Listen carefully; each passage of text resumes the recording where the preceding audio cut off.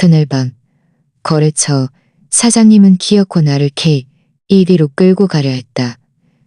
과하게 들뜬 그분의 성화에 등 떠밀려갈 수밖에 없었다. 내 마음은 만 번도 더 가지 않겠다 외쳤지만 목구멍에 걸린 말을 차마 뱉어낼 수 없었다. 이 거래는 너무나 중요했고 나는 그분을 거스를 위치가 아니었다.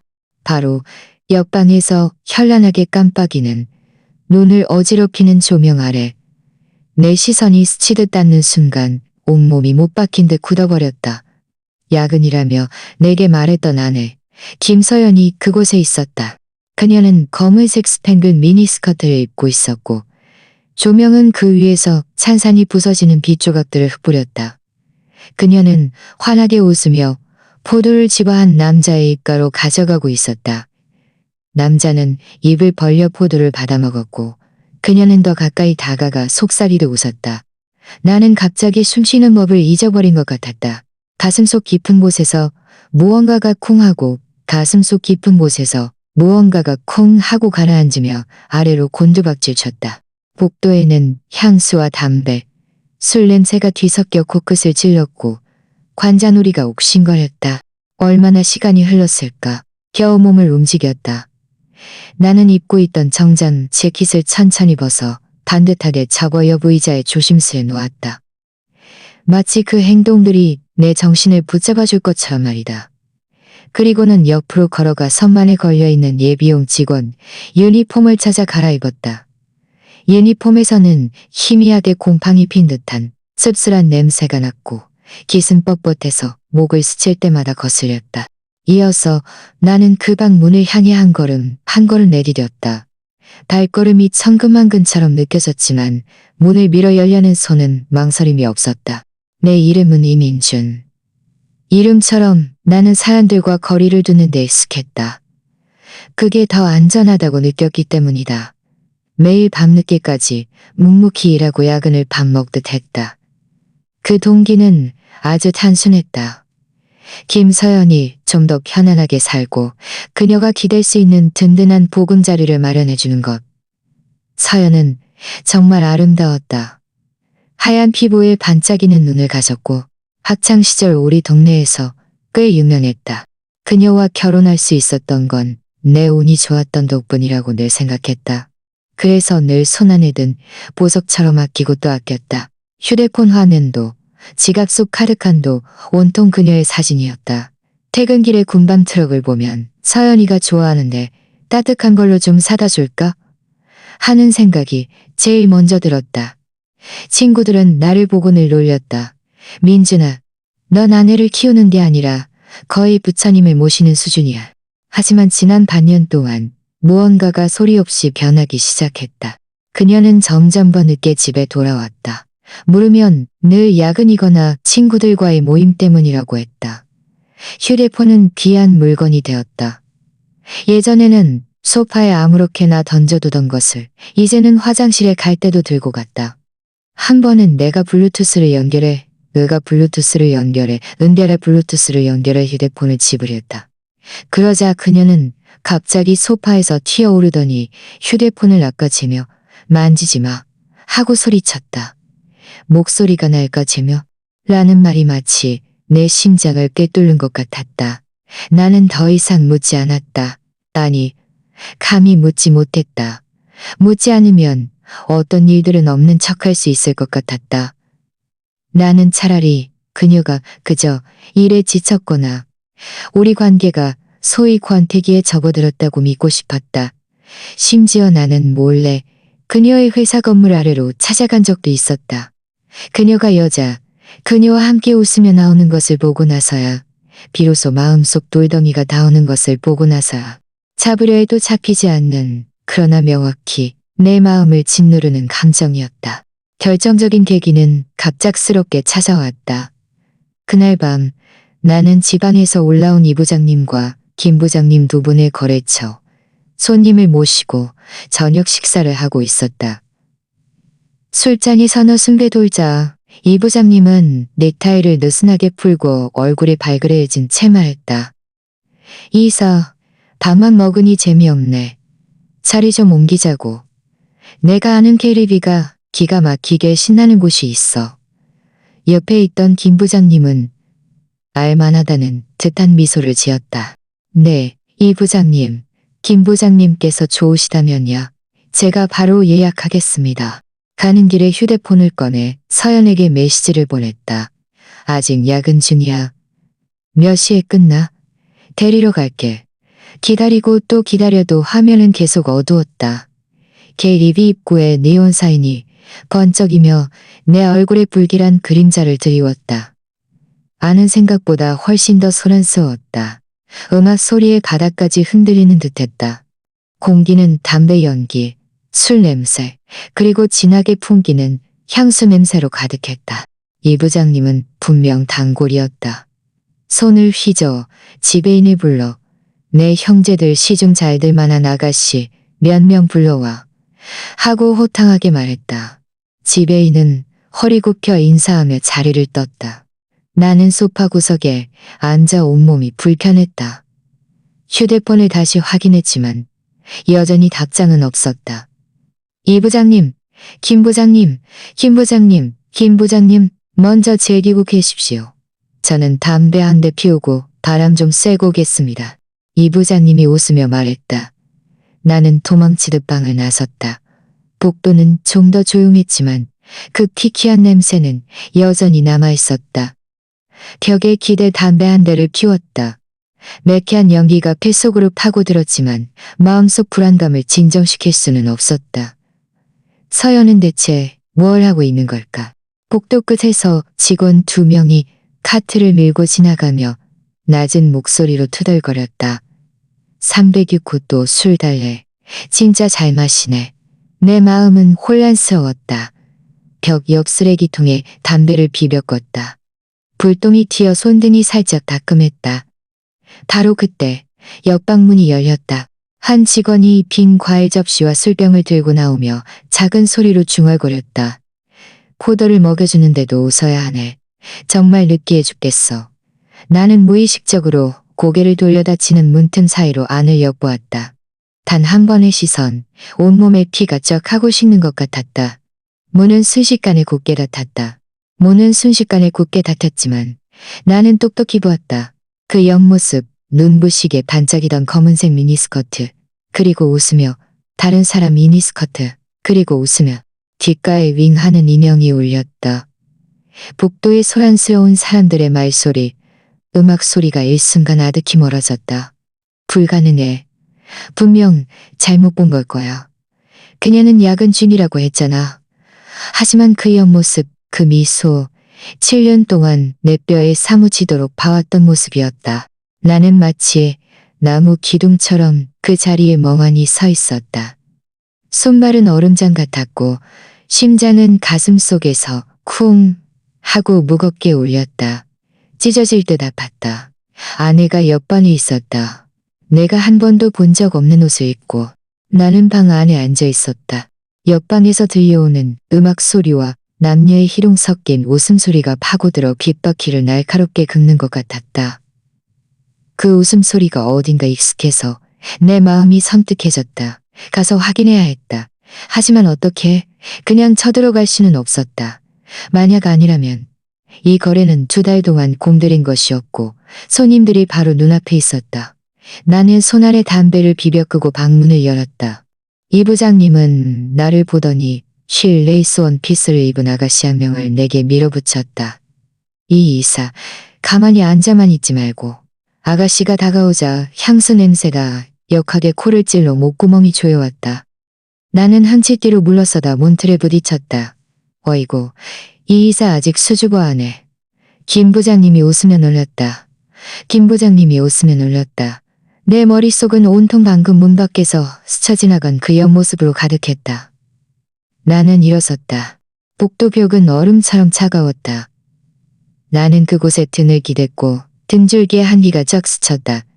그 옆모습, 그 웃음소리가 머릿속에서 점점 더 선명해졌다. 김서연, 그였다. 그녀는 오늘 밤 친구들과 모임이 있다고 했다. 전부 나를 속인 것이었다. 나는 옆방에 굳게 닫힌 문을 노려보았다. 손가락이 손바닥을 파고들었다. 뛰쳐들어갈 수는 없어. 확실히 해야 해. 한 직원이 과일 접시를 들고 문을 두드리려 했다. 나는 두 걸음에 그에게 다가가 팔을 붙잡았다. 그는 깜짝 놀랐다. 손님. 나는 지갑에서 가진 현금을 전부 꺼내 1,000만 원 정도 되는 돈을 그의 손에 쥐어주었다. 부탁 좀 들어줘. 이 옷 내가 10분만 입을게. 너는 가서 쉬고 있어. 그는 돈을 보고 또 내 얼굴을 보더니 재빨리 쟁반과 조끼를 내게 건넸다. 형님, 빨리요. 나는 정장을 벗고 쭈글쭈글한 조끼를 입었다. 조끼는 너무 꽉 끼어 어깨를 짓눌렀다. 나는 숨을 들이쉬고 쟁반으로 얼굴을 가린 채 문을 두드렸다. 들어와. 아는 조명이 어둑했고 화면에서는 촌스러운 연가가 흘러나왔다. 탁자 위에는 술병이 가득했고 담배 연기와 과일 냄새가 뒤섞여 골 찔렀다. 7, 8명의 사람들이 시끄럽게 떠들고 웃고 욕하며 한데 엉켜 있었다. 나는 한눈에 그녀를 알아보았다. 김서연은 소파 한가운데 앉아 있었다. 내가 한 번도 본 적 없는데 앉아 있었다. 내가 한 번도 본 적 없는 검은색 스팽글 깐 미소의 원피스를 입고 있었다. 짧아서 허벅지 위쪽만 겨우 가리는 길이었고 아래는 검은색 스킨이었다. 가래는 검은색다. 그 남자는 내가 아는 박지훈이었다. 그녀의 대학 동창. 그는 한 손으로 그녀의 허리를 감싸고 있었고 다른 손으로는 술잔을 들어 그녀의 입가로 가져가고 있었다. 서연 씨, 한 잔 더 할까요? 아유, 정말 더는 못 마셔요. 그녀의 목소리는 부드럽고 애교가 넘쳤다. 나는 단 한 번도 그녀가 그렇게 말하는 것을 들어본 적이 없었다. 나는 그 자리에 선 채 주먹을 쥐고 부들부들 떨었다. 결혼 3년 동안 그녀는 일찌감치를 갖는 것을 원치 않는다고 했다. 나는 그녀의 뜻을 따랐다. 그녀는 일이 피곤하다고 했다. 나는 매일 저녁 식사를 준비했다. 그녀가 마음에 들어 하는 가방은 내가 돈을 아껴서 사주었다. 나는 불평 한마디 해본 적 없었다. 그런데 지금 그녀는 이 옷을 입고 박지훈의 품에 안겨 있었다. 박지훈이 고개를 들어 나를 힐끗 보았다. 직원, 뭐해? 술 안 놓고. 탁자 위의 사람들이 모두 나를 쳐다보았다. 김서연도 고개를 돌렸다. 그녀는 내 얼굴을 보고는 웃음을 뚝 멈췄다. 입술은 반쯤 벌어졌고 눈은 크게 뜨였다. 얼굴색은 순식간에 새하얗게 변했다. 그녀는 박지훈의 품에서 맹렬하게 튕겨나오다 탁자 위에 술잔을 쳐서 넘어뜨렸다. 유리 조각이 깨지는 소리가 날카롭게 울렸다. 음악은 여전히 울렸지만 아무도 말을 하지 않았다. 모든 시선이 그녀에게로 그리고 그녀의 시선을 따라 나에게로 향했다. 아내가 손님 품에 안겨 술 시중을 드는 모습을 두 눈으로 직접 보고서야 내가 얼마나 철저하게 패배했는지 깨달았다. 그날 밤 나는 꿈에도 생각지 못한 장면과 마주했다. 방문을 밀어 열었을 때 아는 담배 연기와 향수 냄새가 뒤섞여 눈을 시큰하게 했다. 현란한 조명은 머리를 어지럽게 만들었고 남녀의 시끄러운 웃음소리가 귀를 찔렀다. 나는 쟁반을 들고 소파 한가운데 앉아있는 여자를 한눈에 알아보았다. 그녀는 내가 한 번도 본 적 없는 검은색 미니스커트를 입고 있었다. 머리는 웨이브를 넣었고 립스틱 색깔은 눈에 띄게 진했다. 그녀는 몸을 비스듬히 옆 남자의 어깨에 기댄 채 눈을 휘며 웃고 있었다. 남자는 한 손으로 그녀의 휘며 웃고 있었다. 내 손에 들린 쟁반이 흔들렸고 술병들이 부딪히며 쨍그랑 소리를 냈다. 서연아, 왜 그래? 남자가 눈살을 찌푸리며 약간 짜증 섞인 목소리로 말했다. 그는 손을 뻗어 그녀의 팔을 잡으려 했다. 그 동작은 너무나 자연스러웠다. 수없이 해왔던 것처럼. 김서연은 마치 전기에 감전된 듯 맹렬하게 그의 손을 뿌리쳤다. 그녀는 고개를 돌려 뭔가에 서 있는 나를 보았다. 얼굴에 있던 웃음은 순식간에 멈췄고 입술은 타르르 떨리기 시작했다. 손가락을 들어 나를 떨리기 시작했다. 네가 왜 여기 있어? 날 미행했어. 방 안은 순식간에 조용해졌다. 노래하던 사람들은 멈췄고 떠들던 사람들도 입을 다물었다. 모든 시선이 나에게로 향했다.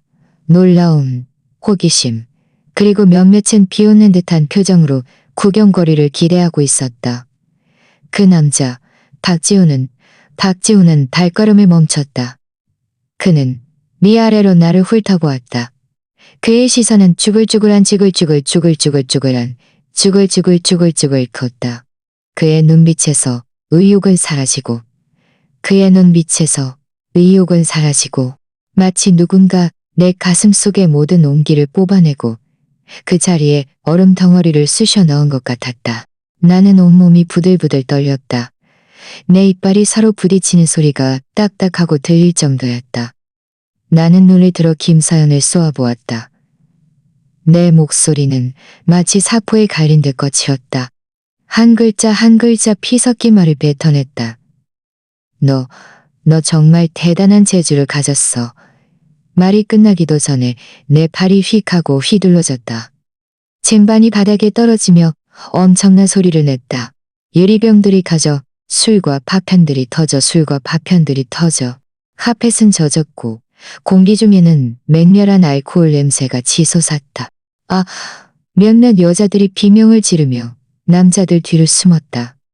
나는 그들을 신경 쓰지 않았다. 한 걸음 한 걸음 김서연에게로 걸어갔다. 바닥이 마치 가시밭길처럼 느껴졌다. 한 발짝 내디딜 때마다 발바닥이 찢어지는 듯 아팠지만 그 아픔은 내 가슴속 고통의 1/1000도 되지 않았다. 내가 왜 여기 있냐고? 나는 이를 악물고 말을 뱉었다. 한 글자 한 글자에 증오가 담겨 있었다. 내가 여기 오지 않았으면 내 아내의 이렇게 환상적인 모습을 어떻게 볼 수 있었겠어? 나는 그녀가 입고 있는 그 눈에 거슬리는 검은 원피스를 죽으림을 다해 노려보았다. 이런 옷 입고 다른 남자 품에 안겨서 술시중 들고 애교 부리고. 김서연, 네가 씨발 이게 네가 말한 야근이냐고. 나는 고함을 질렀다. 목에 핏줄이 튀어나와 옥신거렸다. 김서연은 내 고함에 몇 초간 멍해졌다. 얼굴은 붉어졌다가 순식간에 새하얗게 질렸다. 처음에 당황스러움이 가시자 그녀는 오히려 목을 뻣뻣하게 세우고 턱을 치켜들었다.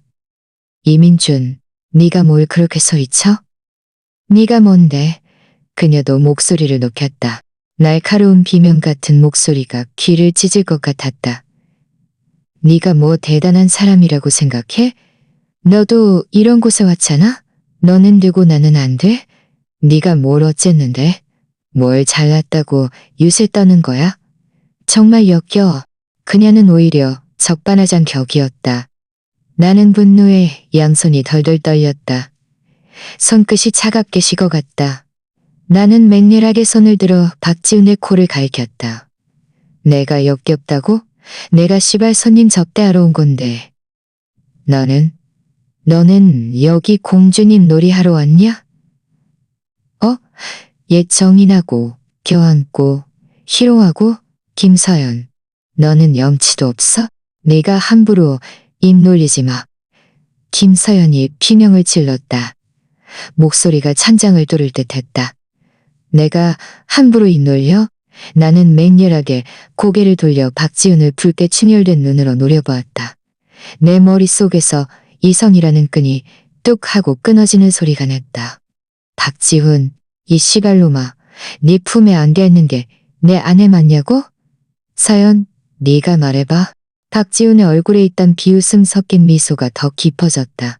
그는 태연하게 자리에서 일어난 느릿느릿 정장 소매를 정리했다. 마치 방금 다른 남자의 아내를 끌어안고 있던 사람이 자신이 아니라는 듯이 말이다.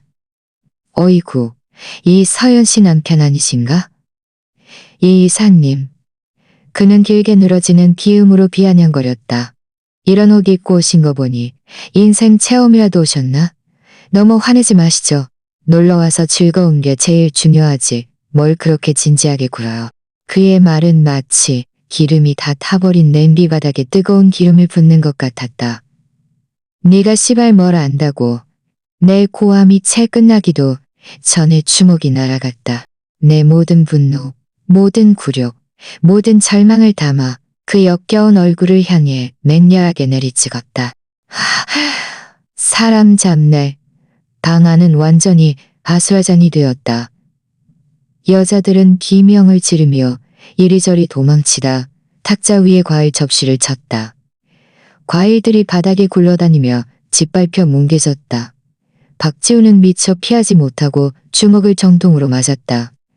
그의 몸이 뒤로 휘청이며 쨍그랑 소리와 함께 찻상이 부딪혔고 탁자 위에 모든 것이 쓸려 내려갔다. 그의 코 밑에서 선홍색 피가 쫙 하고 흘러내렸다. 코피를 닦아내며 낮게 으르렁거렸다. 우리는 순식간에 뒤엉켜 싸웠다. 유리 찻상은 뒤집혀 사방으로 산산조각 났고 술과 과일 주스, 과일 껍질이 뒤섞여 바닥은 난장판이 되었다. 욕설, 비명, 물건이 부서지는 소리가 한데 엉켜 귀가 먹먹할 지경이었다. 김서연은 옆에서 얼굴이 새하얗게 질린 채 울부짖었다. 그만, 제발 그만 싸워. 아무도 그녀의 말을 듣지 않았다. 나도 몇 대나 때렸는지 알 수 없었다. 얼굴과 온몸이 화끈거릴 정도로 아팠다. 박지훈도 나에게 흠씬 두들겨 맞아 몰골이 말이 아니었다. 우리는 모두 눈이 뒤집혔고 머릿속에는 오직 한 가지 생각뿐이었다. 소란이 너무 커서 곧 문이 맹렬하게 열리고 몇 명의 제복 입은 보안 요원들이 들이닥쳤다.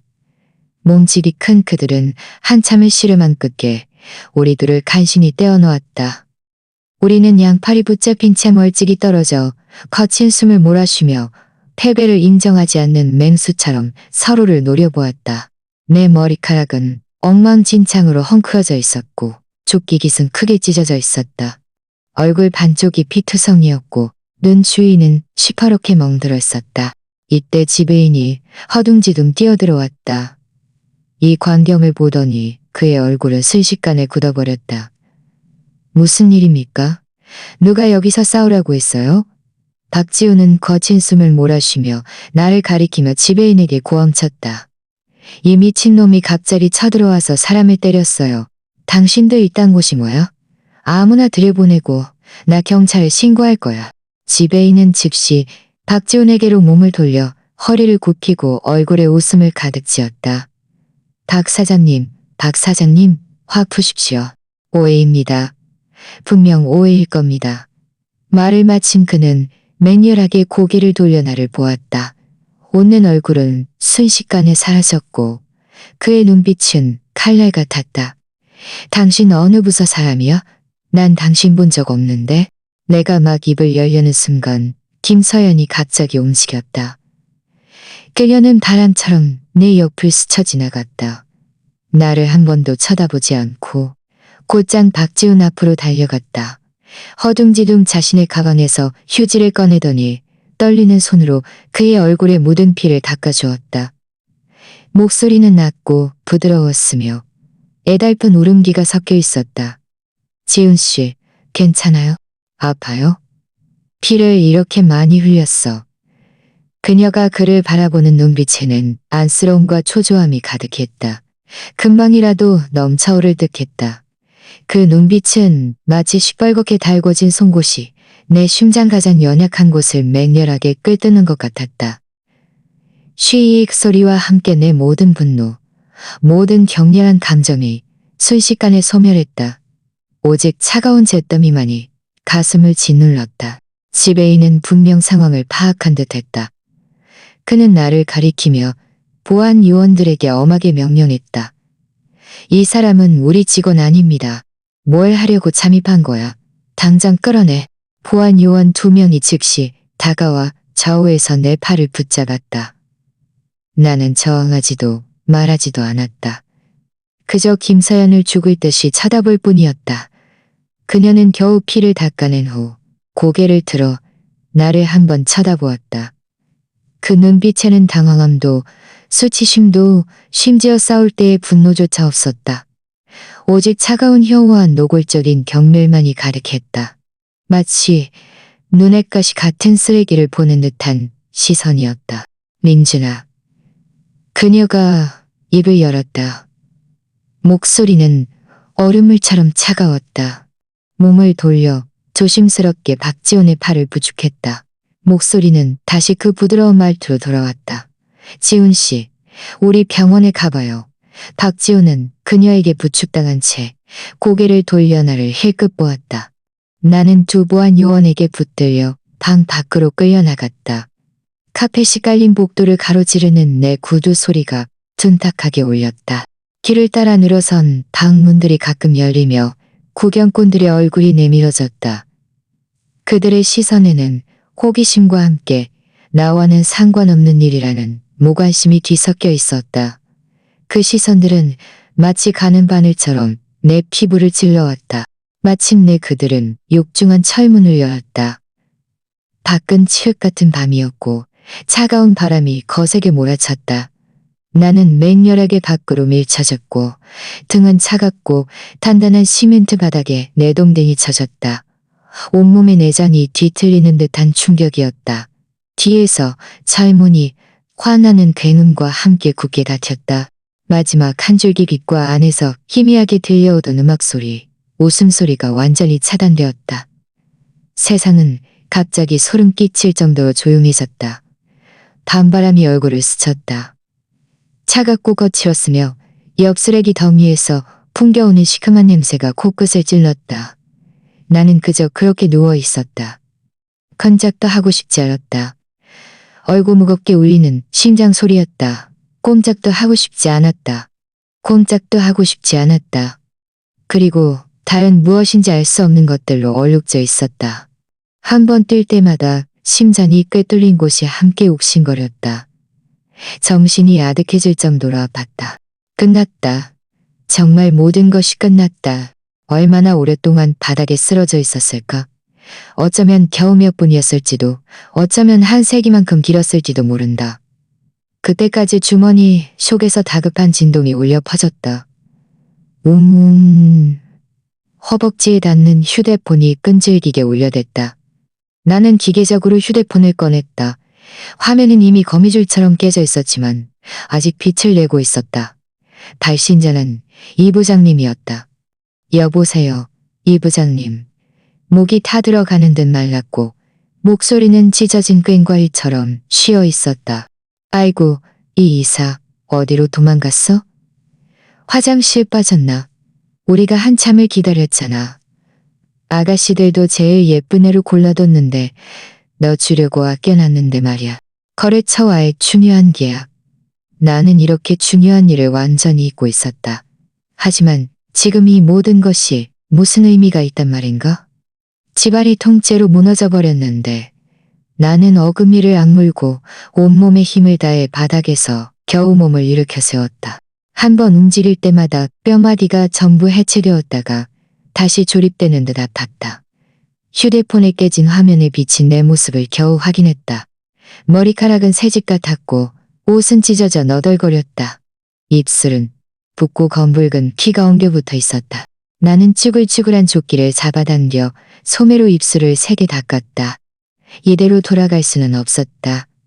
적어도 이 모습으로는 돌아갈 수 없었다. 나는 휴대폰에 대고 억지로 목소리가 정상처럼 들리게 하려고 했었다. 죄송합니다. 이 부장님, 김 부장님. 제가 갑자기 급성 위염이 도져서 도저히 견딜 수가 없어서 병원에 가야 할 것 같습니다. 정말 죄송합니다. 두 분 즐거운 시간 보내십시오. 모든 비용은 제가 부담하겠습니다. 조만간 꼭 찾아뵙고 사죄드리겠습니다.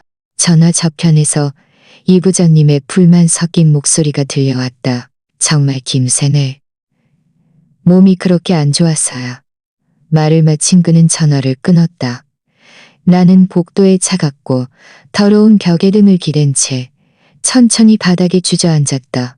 계약은 망쳤고 아내도 잃었다. 마치 세상에서 가장 큰 농담 같았다. 나는 이 가정을 위해 밖에서 손님들에게 억지로 웃음 지으며 아첨하고 심지어 직원 유니폼까지 입었다. 그런데 내 아내는 바로 옆방에서 다른 남자의 품에 안겨 원피스를 입고 애교를 부리다 나에게 딱 걸렸다. 그리고 마지막에 나를 바라보던 그녀의 눈빛은 마치 쓰레기를 보는 듯했다. 그녀는 우리 끝났어라고 말했다. 웃고 싶었지만 소리가 나오지 않았다. 눈물이 저절로 쏟아져 나왔다. 나는 손등으로 거칠게 눈물을 닦았다. 울면 안 돼. 민준아, 이런 여자 때문에 울어서는 안 돼. 하지만 다짐 속 한 조각이 산채로 도련해진 듯 비어바람이 숭숭 새는 것 같았다. 3년간의 장면들이 파노라마처럼 머릿속을 스쳐 지나갔다. 복도의 조명이 어둑하게 깜빡이며 내 비참함을 비웃는 듯했다. 그녀가 웃으면 눈이 휘어지던 모습, 아플 때 나에게 달라붙어 여보, 내가 제일 사랑이라고 속삭이던 모습, 내가 제일 사랑이라고 속삭이던 모습. 그 모든 다정함과 달콤함이 전부 연기였을까? 분노, 고통, 억울함, 혼란이 나를 산산조각 낼 것 같았다. 안 돼. 이대로 무너질 수는 없어. 개처럼 차에 나갈 수는 없어. 김서연, 박지훈, 너희들이 나를 불행하게 만들었다면 나도 너희들을 절대 편안하게 두지 않을 거야. 너희들이 내게 준 고통과 치욕을 100배로 대갚아줄 거야. 차갑고 날카로운 생각이 마음속 깊은 곳에서 천천히 기어 올라왔다. 너희들, 노는 걸 좋아한다고? 좋아. 그럼 내가 끝까지 놀아줄게. 나는 비틀거리며 일어섰다. 한 걸음 한 걸음 칠흑 같은 밤속으로 걸어 들어갔다. 나는 알았다. 이 순간부터 그 성실하고 말수졌고 늘 희생만 하던 이민주는 죽었다는 것을. 이제 살아남는 것은 증오로 새롭게 빚어진 한 인간일 것이다. 이 게임은 이제 막 시작되었다. 천천히 즐겨보자고. 나는 키키한 냄새가 나는 그 골목길에 얼마나 앉아 있었는지 모른다. 밤바람이 칼날처럼 셔츠 안으로 파고 들어올 때쯤에야 비로소 나는 정신이 번쩍 들었다.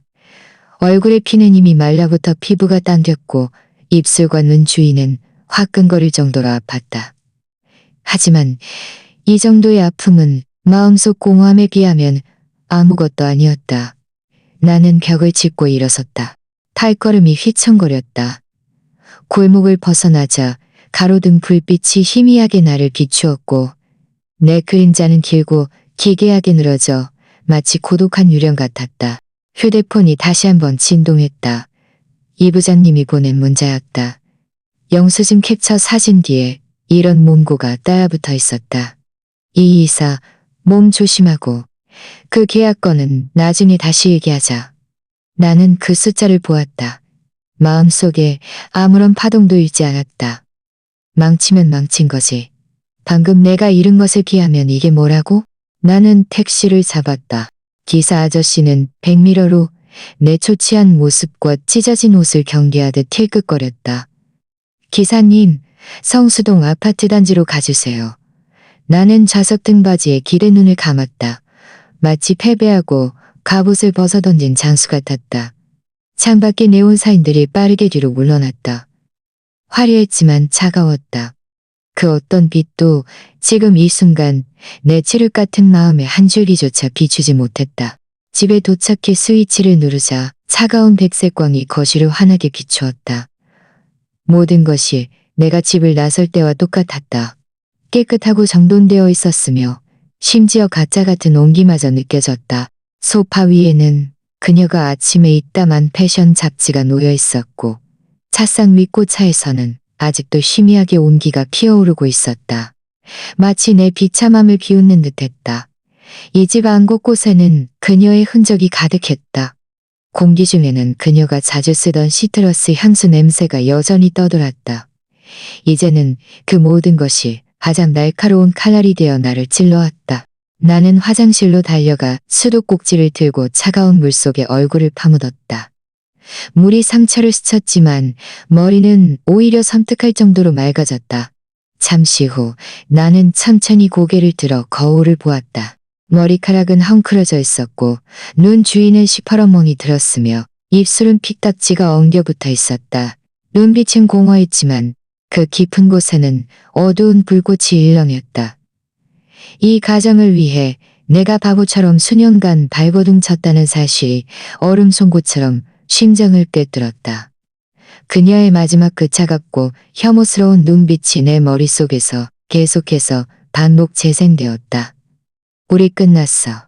나는 거울을 향해 주먹을 날렸다. 쟁그랑 거미줄 같은 금이 순식간에 터져나오며 수많은 부서진 얼굴들을 비추었다. 피가 손가락 마디에서 흘러나와 금을 따라 천천히 흘러내렸다. 손에 따끔거리는 통증이 나를 더욱 선명하게 만들었다. 분노와 증오가 뜨거운 용암처럼 가슴속에서 끓어올라 그 지독한 심장의 고통을 눌러버렸다.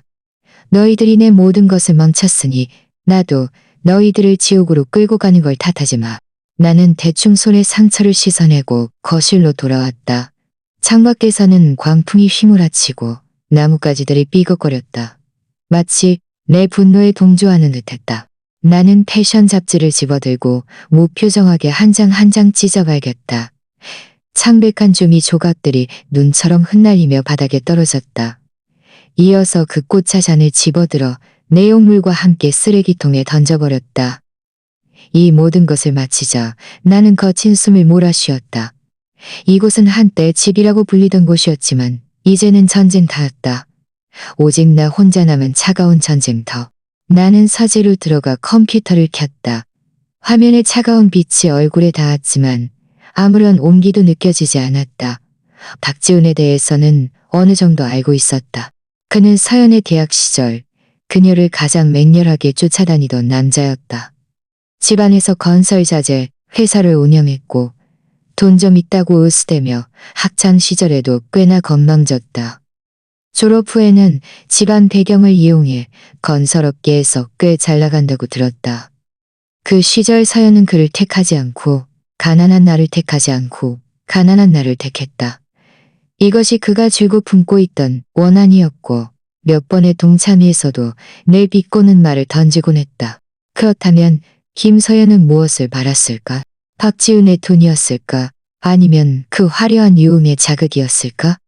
무엇을 바랐든 그녀는 가장 잔인한 방식으로 나를 배신했다. 좋다. 나는 깊이 숨을 들이쉬며 스스로를 진정시켰다. 분노는 복수를 흐리게 한다. 복수에는 절대적인 냉정과 정밀한 계산이 필요하다. 나는 한 IT 회사에서 프로젝트 총괄이사로 일하고 있었다. 주로 기업용 애플리케이션과 데이터 보안을 담당했고 코딩 전문가 출신이라 논리와 인내심이 내 장점이었다.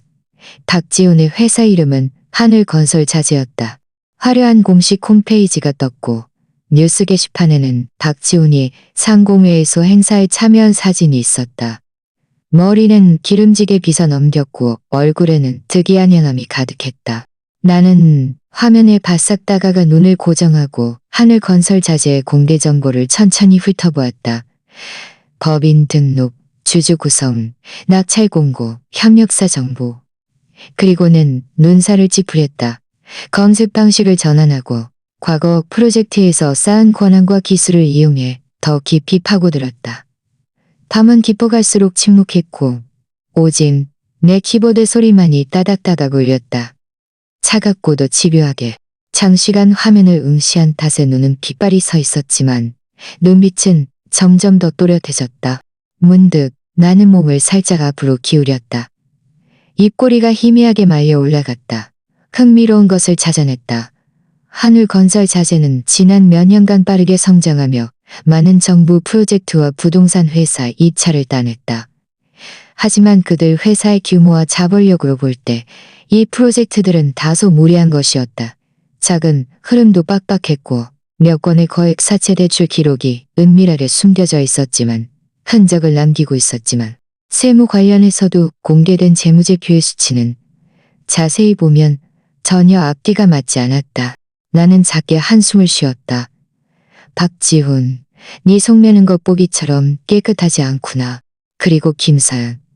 나는 그녀의 SNS를 열었다. 인스타그램, 블로그, 틱톡. 그녀는 이런 곳에 자신의 고급스러운 일상을 자랑하기 좋아했다. 가장 최근 게시물은 어제 오후에 올린 커피 사진이었다. 야근하는 워커홀릭의 행복은 커피 한 잔으로 연명. 이라는 글이 적혀 있었다. 댓글에는 그녀의 친구가 서연아, 또 야근했어? 힘들겠다. 라고 달았고 그녀는 애교 섞인 이모티콘과 함께 그이는 바빠서 힘들어라고 답글을 달았다. 나는 정성껏 보정된 그 사진을 보며 입꼬리를 비틀었다. 조용한 사냥개처럼 어떤 수상한 냄새라도 맡으려는 듯 계속해서 게시물들을 뒤졌다. 그때 창문 틈으로 차가운 바람이 스며들어와 등골을 오싹하게 만들었다. 그러나 동시에 내 시야를 더욱 선명하게 했다. 하늘은 죄 없는 자를 버리지 않는다. 나는 드디어 이상한 점을 발견했다. 대략 반년 전부터 그녀가 올린 게시물들에는 은밀한 단서들이 곳곳에 숨어 있었다. 한 번은 그녀가 레스토랑 음식 사진을 올렸는데 사진 구석에 무심코 찍힌 남자의 손이 있었다. 그 손목에는 시계가 채워져 있었고 시계파는 조명 아래서 차가운 빛을 발했다. 바체론 콘스탄틴 로고를 나는 알아보았다. 내 월급으로는 3년을 모아도 살 수 있을지 의문의식이었다. 박지훈이 똑같은 모델을 가지고 있었다. 또 한 번은 그녀가 차 안에서 찍은 셀카를 올렸는데 배경이 핸드인데 배경이 핸들 가지고 있었다. 그녀는 친구 차를 얻어 탔다고 했지만 그 마이바흐와 시트의 갈색 퀼팅 가죽은 박지훈이 SNS에 자랑했던 차와 똑같았다. 알고 보니 흔적은 이미 곳곳에 뿌려져 있었다. 내가 스스로 눈을 가리고 신뢰를 방패 삼아 애써보지 않으려 했던 것뿐이었다. 정말이지 나는 더할 나위 없이 멍청했다. 바로 그때 휴대폰 화면이 갑자기 환하게 켜졌다. 김서연에게서 온 카톡 메시지였다. 드디어 남편이 있다는 사실을 기억해냈군. 나는 화면을 눌렀다. 차가운 글자 2줄이 떴다. 민준아 우리 얘기 좀 해. 이어서 또 한 줄이 튀어나왔다. 민준아 우리 만나자. 호칭도 감정도 심지어 문장 부음마저 아꼈다. 마치 어젯밤 캐리비에서 얼굴이 새하얗게 질려 허둥대던 사람이 그녀가 아니라는 듯 저녁 식사를 논하는 것처럼 평온했다. 무슨 얘기를 해? 재산 문화에 대해? 아니면 내가 이 모자를 어떻게 평온하게 받아들일 수 있는지에 대해? 화가 치밀어 올라 손가락이 휴대폰을 꽉 쥐어 삐걱삐걱 소리를 냈다. 하지만 나는 재빨리 숨을 들이쉬며 힘을 풀었다. 화를 내면 먼저 지는 법이다. 그녀가 지금 나를 찾는 이유는 크게 세 가지일 것이다.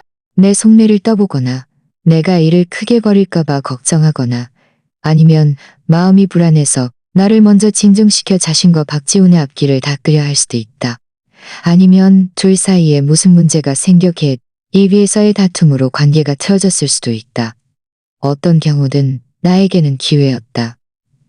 그녀가 스스로 칼을 건넸으니 내가 받지 않을 이유가 없었다.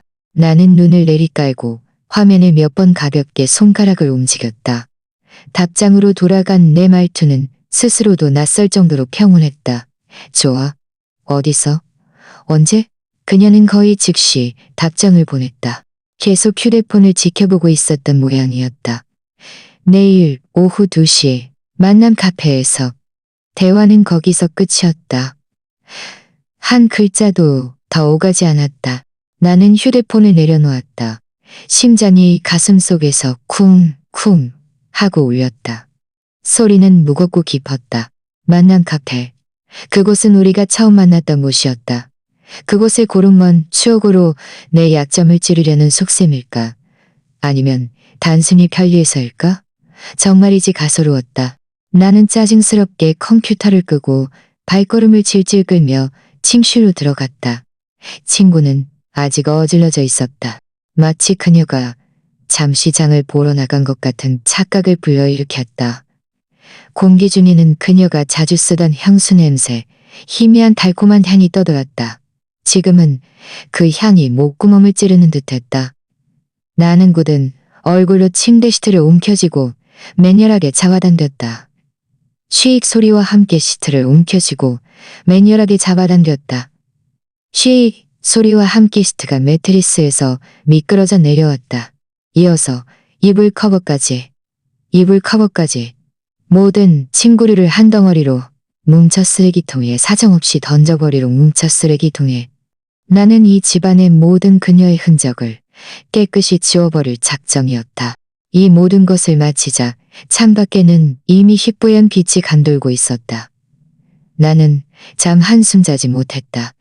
욕실로 들어가 찬물을 틀었다. 물줄기가 머리 위로 쏟아져 내리자 몸의 상처들이 옥신거리며 따끔거렸다.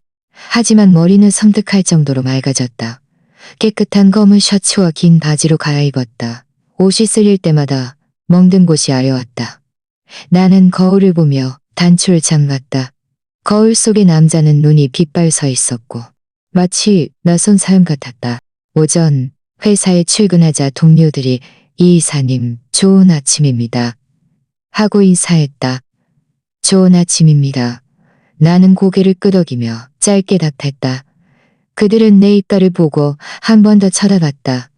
아무것도 아니에요. 부딪혔을 뿐입니다. 나는 담담하게 말했다. 평소처럼 서류를 처리하고 회의에 참석하고 결제를 했다. 모두들 내가 그저 밤샘 술자리 접대로 얼굴색이 안 좋다고 심각할 뿐이었다. 오후 1시 반, 나는 만난 카페에 미리 도착했다. 문을 밀고 들어가자 풍경 소리가 가볍게 울렸다. 가게 안에는 희미한 커피 향과 로스팅 냄새가 떠돌았다. 나는 주위를 스캔하고는 가장 안쪽의 칸막이 좌석으로 향했다. 입구를 등지고 앉았다. 내 앞벽에는 좁은 장식용 거울이 걸려 있었는데 입구가 잘 보였다. 나는 그녀가 들어오는 모든 표정을 놓치지 않고 싶었다. 심장은 고요했고 창밖에서 갑자기 자동차의 날카로운 경적 소리가 실외의 정적을 갈랐다. 1시 50분, 그녀가 왔다. 김서연은 미색 트렌치 코트를 입고 있었다. 아내는 단색 원피스를 입었고 화장은 섬세했지만 일부러 연하게 한 듯했다. 긴 머리카락은 어깨 위로 부드럽게 흘러내렸고 손에는 내가 석 달치 월급을 모아 사준 가방을 들고 있었다. 그녀는 내가 석 달치 월급을 모아 사준 가방을 개정원한 표정을 유지하려 했지만 목소리가 조금 잠겨 있었다. 이어서 긴 침묵이 흘렀다. 카페에는 잔잔한 피아노 선율이 흐르고 햇살은 유리창을 통해 오리 사이의 탁자 위에 밝은 빛을 드리웠다. 모든 것이 너무나 평화롭고 동시에 너무나 거짓 같았다. 마침내 그녀가 입을 열었다. 손가락으로 무의식적으로 커피 스푼을 돌리고 있었다. 눈은 계속 탁자를 응시했다. 민준아, 목소리에는 애써 침착하려는 피곤함이 묻어 있었다. 어젯밤 일은 그건 사고였어. 나는 아무 말 없이 그녀를 바라보며 다음 말을 기다렸다. 그녀는 손가락을 만지작거렸다. 눈빛이 흐릿하게 흔들렸다. 내가 요즘 일 스트레스가 너무 심해서. 그녀는 눈을 들어 애써 진실하게 보이려 했지만 그 아래에는 온통 거짓말뿐이었다. 박지훈, 그저 나에게 거래처 몇 군데를 소개해 주려고 했던 것뿐이야. 그건 그냥 평범한 접대였고 네가 올 거라고는 정말 생각 못했어. 네가 그렇게 충동적으로 행동할 줄도 몰랐고. 나는 줄곧 침묵하고 있다가 그제야 천천히 입을 열었다. 목소리는 얼음처럼 차가웠다. 그런 식으로 접대하고 남자 품에 안겨서 뭘 받아먹고? 김서연, 네 회사 접대 예절은 참 독특하네. 내 말이 마치 돌멩이가 물속에 떨어진 듯했다. 그녀의 얼굴은 순식간에 붉게 달아올랐다가 다시 핏기가 싹 가시며 새하얗게 변했다. 입술이 몇 번 떨리더니 겨우 목소리를 쥐어짜냈다. 너는 꼭 그렇게 말을 험하게 해야겠어? 그런 자리에서는 다들 연극하는 거잖아. 너만 고상하고 너만 못 견디겠어. 나는 가볍게 웃었다. 웃음소리는 차가웠고 그녀는 무의식적으로 어깨를 움츠렸다. 나는 한마디 끊어가며 말했다. 연극? 연극이 서로 입에 뭘 넣어주는 데까지 발전했나 보네. 그가 너를 서연 누나라고 부를 때는 정말 다정해 보이더군. 아끼고 아파 죽는 줄 알겠더라. 그런데 나를 보는 눈빛은 마치 쓰레기를 보는 듯했지. 내 말투는 여전히 무심하고 심지어 온화하게 들릴 정도였다. 그러나 한 글자가 그녀가 애써 유지하려던 체면을 꿰뚫는 바늘 같았다. 김서연의 얼굴은 백지장처럼 새하얘졌다. 그녀는 맹렬하게 고개를 들었다. 눈빛은 절망적이고 날카롭게 변했다. 마침 내가 눈을 벗어던진 것처럼. 그래, 나 그 사람이랑 같이 있었어. 어쩔 건데. 이민준, 너 스스로 생각해봐. 너랑 같이 살면 어떤 인생인데. 넌 하루 종일 야근만 알고 그 쥐꼬리만 한 월급으로는 가방 하나 사려고 해도 망설여야 해. 너랑 같이 살면 평생 가난하게 살다가 끝날 게 뻔해. 난 질렸어. 그녀는 말을 점점 빠르게 내뱉었고 목소리도 높아졌다. 옆 테이블 손님들이 오리를 힐끗거렸다. 그녀는 두 손으로 탁자를 짚고 마치 분출구를 찾은 것처럼 말을 쏟아냈다. 지훈 씨는 내가 원하는 삶을 줄 수 있어. 내가 한 번도 보지 못한 세상을 보여줄 수 있고 나를 진짜 여자로 살게 해줄 수 있다고. 너는? 너 마치 겁쟁이처럼 머리만 받고 일만 할 줄 알지. 아무런 감정도 없어. 날 의심하고 미행하는 건 날고 네가 뭘 할 수 있는데. 나는 조용히 듣고 있었다. 그녀의 히스테릭한 연기를 지켜보았다. 그녀가 배신을 당당하게 말하고 나를 행복을 가로막는 악역으로 둔갑시키는 것을 보았다. 주위의 소란스러운 소리들이 점차 하나의 덩어리로 합쳐졌다. 찬박 가로등 불빛이 희미하게 탁자 위에 긴 그림자를 드리웠다. 그녀가 숨을 고르는 틈을 타 나는 오랫동안 마음속에 맴돌던 질문을 천천히 꺼냈다. 그래서 반년 전부터 네가 나 몰래 갔던 그 사치품들 전부 계획된 거였지? 그 바세론 콘스탄틴 시계, 그 마이바흐 2대 써보니 어땠어? 김서연은 눈이 순식간에 휘둥그레졌다. 마치 꼬리를 밟힌 고양이처럼. 나를 가리키는 손가락이 떨렸고 목소리도 떨렸다. 너 그걸 어떻게 알아? 내가 어떻게 알았는지는 중요하지 않아. 나는 몸을 살짝 앞으로 기울였다. 눈을 그녀에게 고정했다. 중요한 건 김서연, 너 그 사람이랑 같이 있어서 행복했어? 그녀는 멍해졌다. 눈빛이 몇 번 흔들리더니 이내 뻔뻔스러운 자포자기에 득이양양함이 떠올랐다. 당연히 행복했지. 너랑 같이 있을 때보다 만 배는 더 행복했어. 나는 고개를 끄덕였다. 등받이에 기대어 앉았다. 입꼬리가 묘한 호선을 그렸다. 그래, 그럼 네가 소원하는 대로 되길 빌게. 그녀는 분명 멍해진 듯했다. 아마 내가 탁자를 치거나 울면서 그녀에게 가지 말라고 애원할 줄 알았을 것이다. 하지만 나는 굳이 그렇게 하지 않고 그저 차가운 축복 한마디를 던졌을 뿐이었다. 그녀는 입을 열었지만 말이 목구멍에 걸려 나오지 않았다. 눈은 나를 뚫어져라 응시했다. 약간 당황한 듯했다. 세상 분할은 내 변호사가 연락할 거야. 나는 자리에서 일어났다. 지갑에서 지폐 몇 잔을 꺼내 커피잔 밑에 놓았다. 이건 내가 살게. 말을 마친 나는 그녀의 얼굴에 떠오른 불그락한 표정을 다시 보지 않고 몸을 돌려 걸어 나갔다. 유리문을 막 밀고 나가자 등 뒤에서 울음 섞인 외침이 들려왔다. 이민준, 이 개자식. 밖의 햇살은 눈부시도록 하얗게 쨍했다. 나는 눈을 가늘게 뜨고 차문을 열고 앉았다. 시동을 걸지 않았다. 좋다. 협상은 완전히 결렬되었다. 그녀의 패도 모두 파악했다. 그녀는 직접 바람 피웠음을 인정했고 지난 반년간 나를 속였음을 인정했고 지난 반년간 나를 속였음을 인정했다. 박지훈과의 관계도 인정했다. 좋아. 마지막 남은 불필요한 것이다. 이 모든 말들은 앞으로 유용하게 쓰일 것이다. 더 중요한 것은 그녀의 태도를 완전히 이해했다는 것은. 나는 재킷 안주머니에서 휴대폰을 꺼냈다. 화면이 켜졌고 길게 늘어진 녹음 파형이 보였다. 엄지손가락으로 정지 버튼을 눌렀다. 녹음이 끝났다. 복수의 첫 단계, 증거 수집이 완료되었다. 오후의 거리는 지나치게 조용했다. 시동 거는 소리가 유독 크게 들렸다. 나는 배신의 냄새가 가득한 그 집으로 돌아가지 않았다. 대신 핸들을 꺾고 도시의 다른 쪽으로 향했다. 구시가지 골목 깊숙한 곳에 강철 카센터라는 수리점이 숨어 있었다. 기름때 가득한 유리문을 밀고 들어가자 엔진 오일, 휘발유, 그리고 새 냄새가 뒤섞인 퀴퀴한 냄새가 확 풍겨왔다. 안은 어수선했다.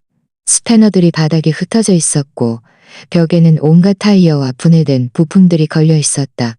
천장에 매달린 희미한 전구에서 빛이 떨어져 검은 시멘트 바닥에 얼룩덜룩한 그림자를 만들었다. 지푸른 작업복을 입은 남자가 몸의 절반을 SUV 엔진룸에 파묻고 있었다.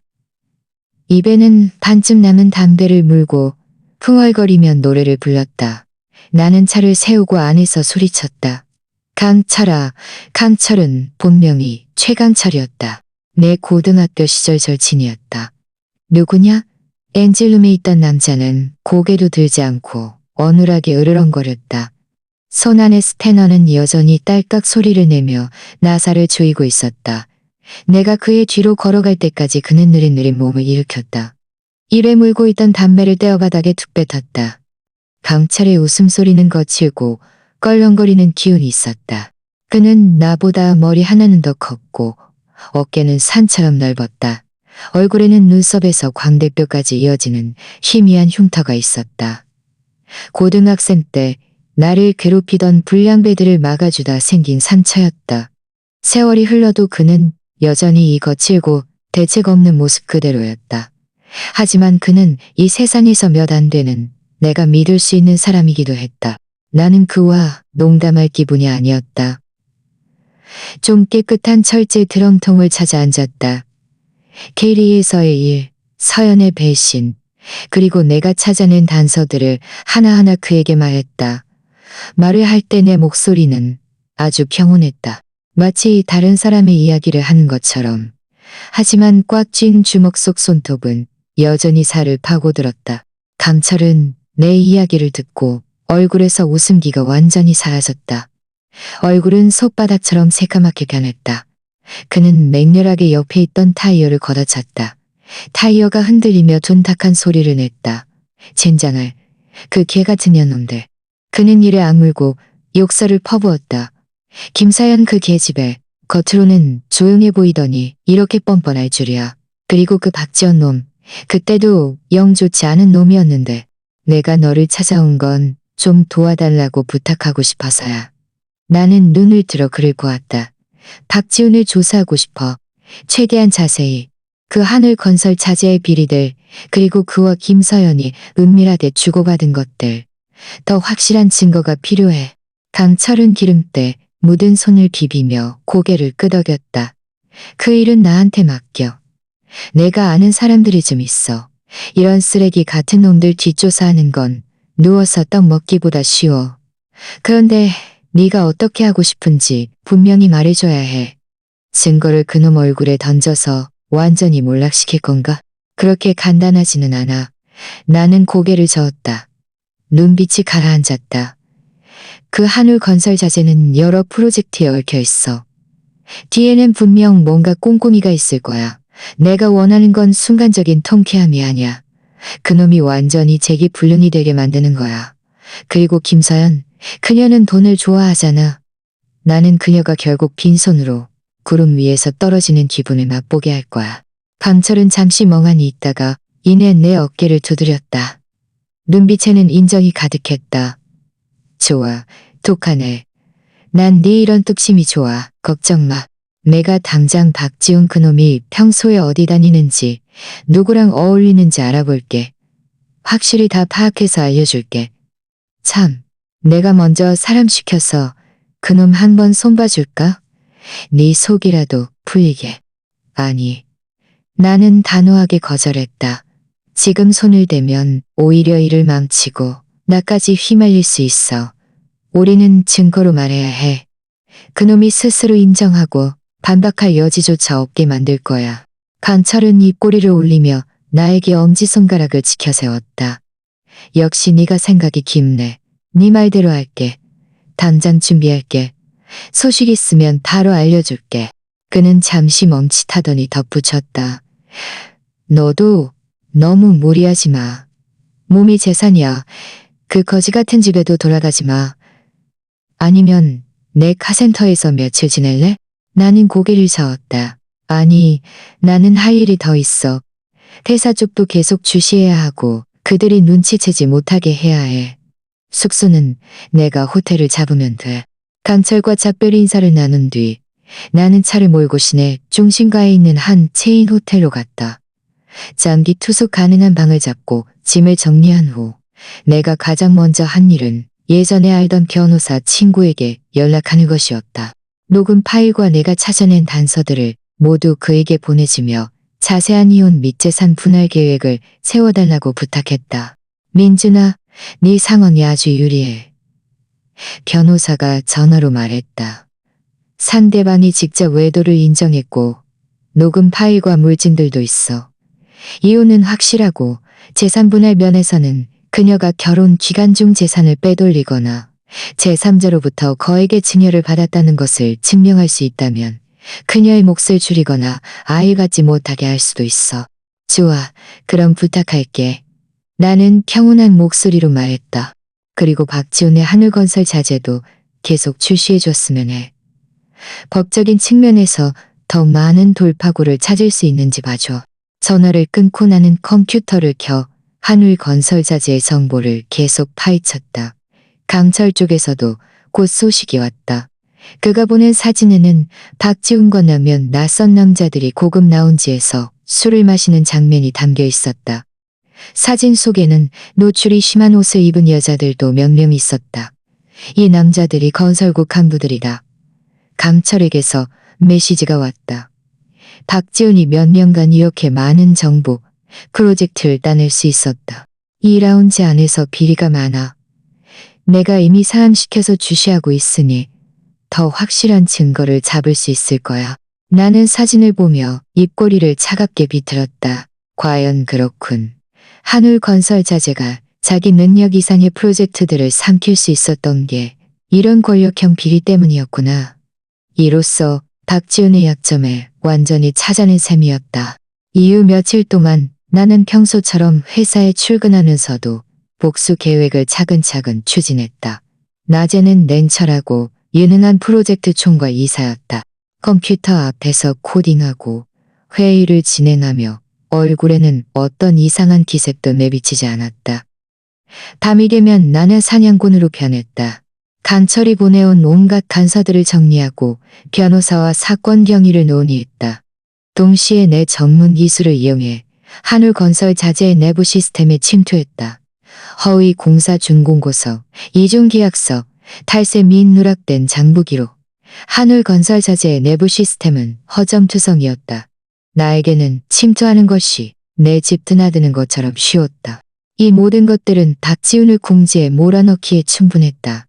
나는 이 증거들을 조심스럽게 복사하여 암호화한 후 안전하게 보관했다. 그 사이에 김서연은 내게 몇 통의 카톡 메시지를 보냈다. 재산 분할 문제가 언제쯤 결정되느냐는 내용이었다. 말투에는 짜증이 가득했다. 나는 그녀의 메시지를 무시했다. 그저 그녀가 관계를 끊으려 하는 증거로 삼기 위해 메시지들을 캡처해 저장해 두었다. 일주일 후 강철에게서 충격적인 소식이 전해졌다. 박지훈이 뇌물 주는 현장을 잡았다. 강철은 전화로 흥분해서 말했다. 어젯밤에 그놈이 라운지에서 건설국 부국장에게 두툼한 봉투를 건네는 장면을 내가 전부 찍었어. 그리고 말이야, 김서연이 박지훈의 검은 돈 2억 원 정도를 보관해줬다는 것도 알아냈어. 좋아. 나는 주먹을 꽉 쥐었다. 흥분으로 심장이 미세하게 떨렸다. 이제 증거가 완전히 갖춰졌다. 나는 즉시 강철이 보내온 영상과 증거들을 변호사에게 넘겨 정리하도록 했다. 동시에 취 감사원과 국세청에 신고 전화를 걸었다. 나는 직접 나서지 않고 익명으로 하늘건설 자재의 위법 증거, 박지훈의 뇌물 공여 영상, 그리고 김서연의 돈 세탁 가담 단서들을 일제히 신고했다. 신고 후 3일째 되던 날 사건이 터졌다. 아침에 회사에 출근하자마자 뉴스 알림이 떴다. 하늘건설자재 탈세 및 불법 입찰 혐의로 국세청 및 공정거래위원회 합동조사 착수.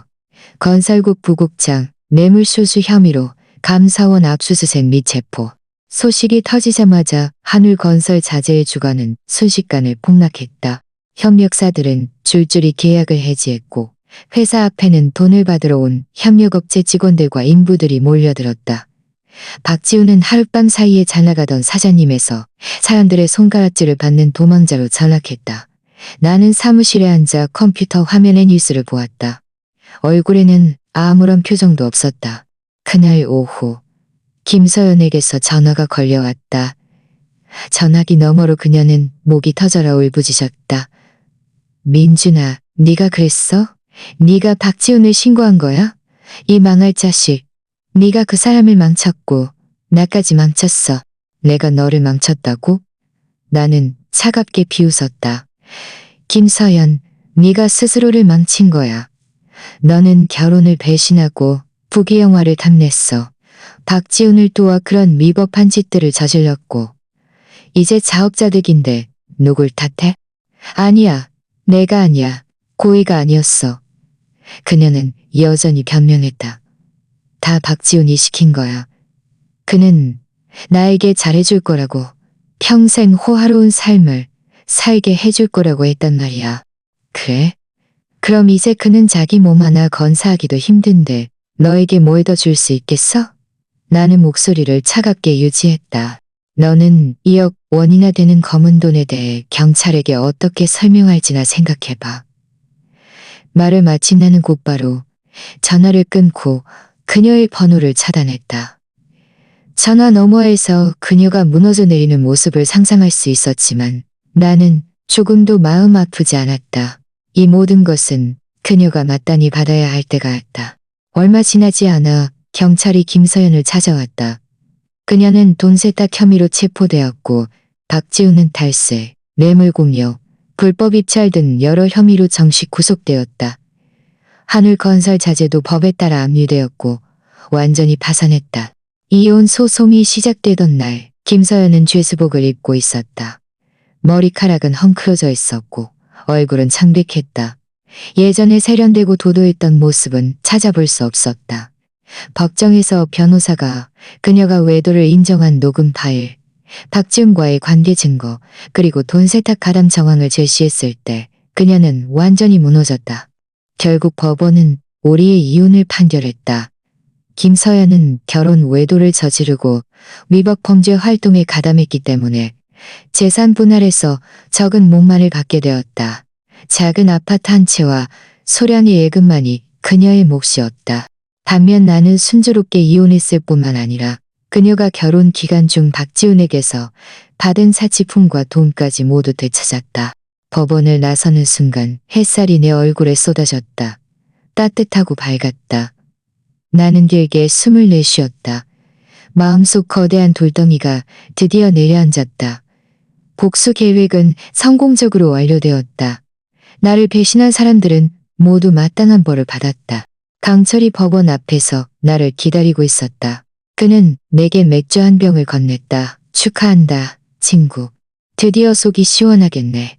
나는 맥주를 받아 그와 잔을 부딪혔다. 고개를 젖혀 시원한 맥주를 들이켰다. 차가운 맥주가 목구멍을 타고 넘어가자 모든 억압과 피로가 식겨 내려가는 듯했다. 고맙다, 강철아.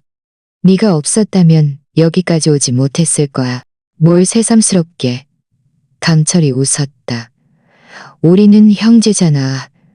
앞으로 무슨 일이든 언제든지 찾아와. 나는 고개를 끄덕였다. 멀리 하늘을 바라보았다. 이 배신과 복수의 과정을 겪으면서 나는 많이 변한 것 같았다. 그 성실하고 말수적고 희생만 하던 이민주는 이미 죽었다. 지금의 나는 스스로를 더 보호할 줄 알고 무엇이 소중한지 더 잘 아는 사람이 되었다. 나는 다니던 회사를 그만두었다. 이혼으로 얻은 재산과 내 저축으로 나만의 IT 회사를 차렸다. 수년간 쌓아온 업계 경험과 기술력을 바탕으로 회사는 빠르게 자리를 잡았다. 어느 날 나는 인터넷에서 뉴스를 보았다. 김서연이 횡령죄로 징역 3년을 선고받았고 박지훈은 여러 죄목이 병합되어 징역 10년을 선고받았다는 기사였다. 내 마음속에는 아무런 감정도 잃지 않았다. 그들의 결말은 모두 그들 스스로 선택한 것이었다. 해질녘 나는 회사 통유리창 앞에 서서 도시의 불빛들을 바라보았다. 한때 나는 그 수많은 불빛들 중 한 줄기가 내 따뜻한 보금자리라고 믿었다. 하지만 이제는 알았다. 진정한 온기는 남이 주는 것이 아니라 스스로에게서 찾아야 한다는 것을. 휴대폰이 울렸다. 강철에게서 온 전화였다. 저녁같이 먹자는 약속이었다. 나는 웃으며 승낙했다. 전화를 끊고 나는 사무실 문을 향해 돌아섰다. 창밖에 석연이 내 그림자를 길게 드리웠다. 나는 알았다. 과거의 모든 것은 이미 끝났고 내 새로운 삶은 이제 막 시작되었다는 것을.